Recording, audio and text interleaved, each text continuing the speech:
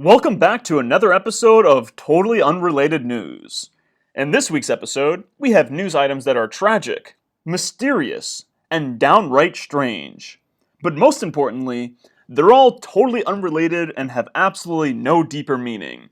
So you can save all your hard thinking for tasks that really require it, like wiping your ass and watching television shows. This week's first news item is a tragic, but very rare, so rare you'll surely never hear another one like it again, story published by the BBC about one of their presenters' deaths being due to complications from the AstraZeneca COVID-19 vaccine. As you can see, this article is published in the BBC, one of the most reliable sources of information on the entire internet.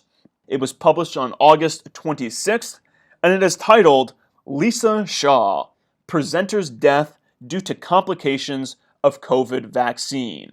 Let's read some stuff from this article. So the article starts off by letting us know a radio presenter died due to complications from the AstraZeneca COVID-19 vaccine, a coroner has found. Lisa Shaw, who worked for BBC Radio Newcastle, died at the age of 44 in May after developing headaches a week after getting her first dose of the vaccine. Interesting, so she died in May and this is being reported on in late August. So I'm sure there was a thorough investigation into her death. Newcastle coroner Karen Dilks heard Miss Shaw suffered blood clots in the brain, which ultimately led to her death. The inquest heard the condition linked to the Oxford AstraZeneca vaccine was very rare. Oh, wow. Now it's a condition linked to the vaccine and not a complication from the vaccine.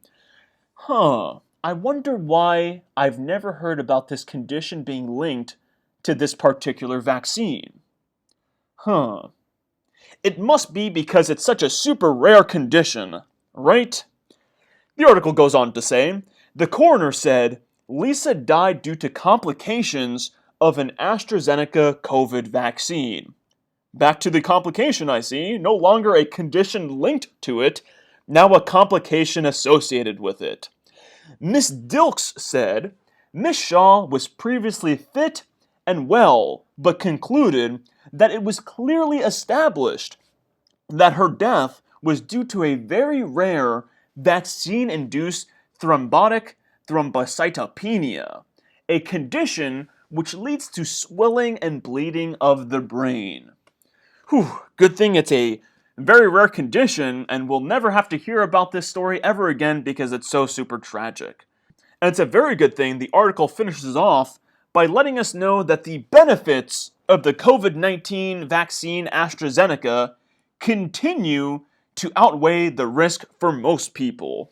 The only unfortunate thing is, you probably won't know if you're most people until after you get the shot, right?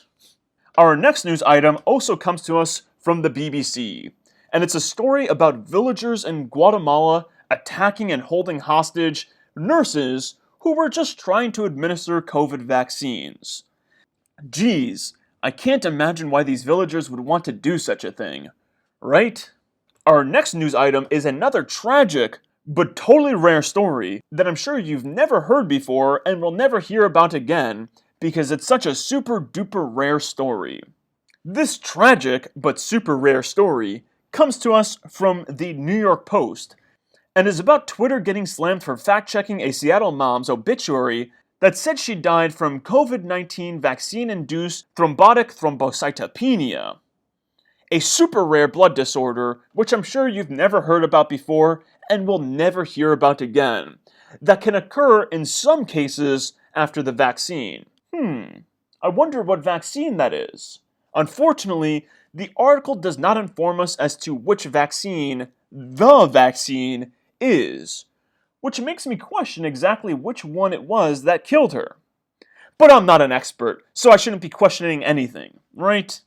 And in other unrelated news, a Bridgerton makeup designer and Emmy winner, Mark Pilcher, died at age 53 of COVID. He was double vaccinated with no underlying health conditions. Now on to some totally unrelated good news from Canada. And in Canada, this good news article is informing us that 91% of the University of Ottawa staff and students are now fully vaccinated. How great! Hopefully more universities end up like the University of Ottawa staff and students. Fully vaccinated, right? And in older and totally unrelated news, a tragic story from the Mercury News about a teen boy who died a few days after receiving his second COVID vaccine shot. Don't worry though, federal officials are investigating the death, and we can count on them to update us on the true cause of his death once they find out. By the way, this happened in June, and I have yet to find an updated article. But don't worry, I'm sure it's right around the corner. Now onto some strange news about my favorite communist country, China. According to the firm that makes them, China's purchase of the super reliable PCR test spiked in the months before first known COVID cases. This is, of course, a total coincidence and doesn't at all demonstrate that China had some foreknowledge of future events or that this pandemic was planned months in advance.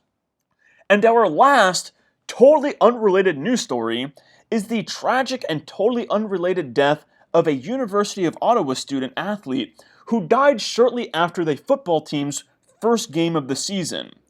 Unfortunately, no details have been released about his cause of death, but I'm sure it had something to do with that dang foosball he was playing.